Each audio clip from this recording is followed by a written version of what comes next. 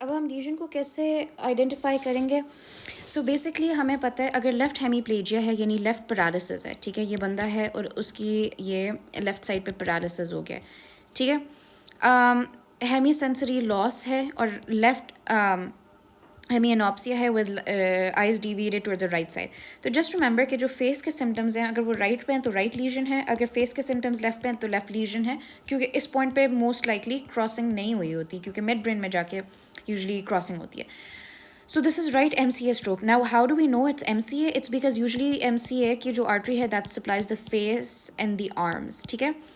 तो और ये ऑपोजिट हो जाएगा, तो लेफ्ट है तो राइट है। फिर left hemiplegia, hemi sensory loss in the legs over the arm. तो हमने ये पढ़ा था फेस एंड आर्म्स यानी ऊपर का रीजन, अगर लोअर का रीजन है तो हम we start thinking about ACA। और इसमें एक और ACA की ख़ास बात ये होती है कि जो ACA है वो ऑल्सो फ्रंटल लोब को सपोर्ट कर रही होती है, ये ब्लड दे रही होती है। तो इसमें हमारे पास कन्फ्यूजन और बिहेवियरल डिस्टर्बेंसेस भी हो जाते हैं। फिर हमारे पास है left hemiplegia, right ptosis of the eye deviated to the right and down. तो इसका क्या मतलब है कि डाउन एंड आउट, ठीक है, ये है क्रेनियल नर्व नंबर 3, ठीक है, अफेक्टेड है, ठीक है। और क्योंकि हमें पता है ये राइट है तो हमें पता है राइट साइड का लीजन है। लेकिन इसमें कौन सी ये कौन सा डिफेक्ट है? वेबर्स। तो व्हेन एवर देयर इज एक साइड का पैरालिसिस और दूसरी साइड का डाउन एंड आउट आई है तो दैट इज़ वेबर्स। फिर उसके बाद falling to the left and ptosis of the down and out, ये भी क्रेनियल नर्व 3 है, लेकिन अगर उसके साथ सेरेबेलर साइंस हैं तो उसको हम कहते हैं बेनेडिक्ट। सो बेनेडिक्ट इज़ जिसमें हमारे पास सेरेबेलर साइंस हैं, और वेबर इज़ जिसमें हमारे पास पैरालिसिस ऑन वन साइड है और डाउन एंड आउट है, क्रेनियल नर्व नंबर 3 है।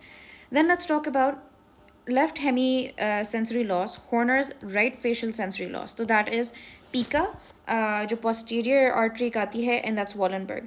Then we have vertigo, vomiting, nystagmus, clumsiness in the right arm. तो this is cerebellar, क्योंकि हम देख रहे हैं nystagmus है, clumsiness है, vertigo है, vomiting है, because ये सब वो हैं, तो we know कि cerebellar, ये cerebellum के effects हैं, और crossing नहीं होती, अगर right है तो फिर right पे ही होगा।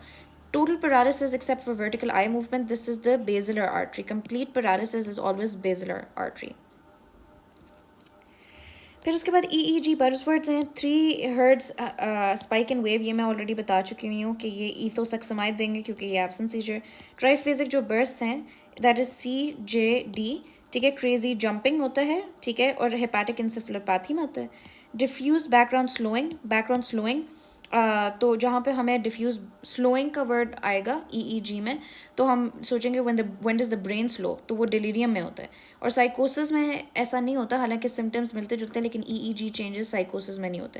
एंड देन हाइपस रिदमिया, इसके जब बहुत ज़्यादा हाइपर हो जाता है, क्योटिक हाई वोल्टेज होता है, तो दिस इज़ इन इन्फेंटाइल स्पैजम्स। तो इसको हम क्या करते हैं, एसिटाइल कोलिन से ट्रीट करते हैं और ये मेंटल रिटार्डेशन से एसोसिएटेड हो जाते हैं। नाउ अगर हम देखें तो ऑनसेट ऑफ सिवियर हेडेक देखें तो worst headache of my life we know कि इट्स सब अराकिनोइड, ठीक है, इसमें हम देते हैं non contrast CP and then उसके बाद लंबर पंक्चर करते हैं। Plus fever plus nuclear rigidity, we already know ये मेनिंजाइटिस है, लेकिन हमने कहा एंटीबायोटिक ट्रीटमेंट हम करेंगे, उससे पहले हम ऑब्वियसली कल्चर कर लेते हैं, फिर उसके बाद हम करते हैं CT और CT के साथ LP करते हैं, ठीक है। फिर उसके बाद deep pain that wakes them up at night, worse on coughing and bending forward, ये ब्रेन ट्यूमर होता है, ठीक है। ब्रेन ट्यूमर में नाइट टाइम हेडेक होता है and worsens when bending. Unilateral pounding, headache, changes in vision and jaw claudication. Think about temporal arteritis, जिसको हम जायंट सेल आर्टेराइटिस भी कहते हैं, ये एक इन्फ्लामेटरी ऑटोइम्यून कंडीशन है। तो इसमें जो वो है, सबसे पहले ESR करेंगे क्योंकि ऑटोइम्यून है, तो हम स्टेरॉइड दे देंगे एंड देन हम बायोप्सी करेंगे, ठीक है। फिर उसके बाद there is a fat lady, तो सबसे पहले हमें पता है कि ये यंग यूजुअली पेशेंट्स में होता है और ओबीस पेशेंट्स में होते हैं, वो है मीनोसाइक्लिन पे। तो वर्थ मेंशनिंग कि अगर वो टेट्रासाइक्लिन ले रही है, विटामिन A के साथ एसोसिएटेड हो सकता है, आइसोटेट्रानोइन हो सकता है, या ग्रोथ हार्मोन अगर वो ले रही है, तो इसके ये रिस्क फैक्टर्स हैं। और एब्ड्यूसेंस, नर्व पाल्जी और डिप्लोपिया यानी क्रेनियल नर्व अगर 6 भी अफेक्टेड है, हेडेक, डिप्लोपिया, 6 पाल्जी, ठीक है। तो ये क्या है, दिस इज स्यूडो ट्यूमर सेरेबाई, क्योंकि हम इसमें CT करेंगे तो नॉर्मल होगा, लेकिन जो प्रेशर होगा ना LP पे, प्रेशर बहुत इंक्रीज होगा, तो it acts like a tumour, so it's a pseudo tumour. लेकिन हम इसका ट्रीटमेंट कैसे करेंगे, सबसे पहले उसको वेट लॉस कहेंगे एंड एसीटोलाजमाइड देंगे जो कि एक डायूरेटिक है, और शंट और ऑप्टिक नर्व शीथ फेनेस्ट्रेशन करेंगे, तो that is how we will resolve this problem.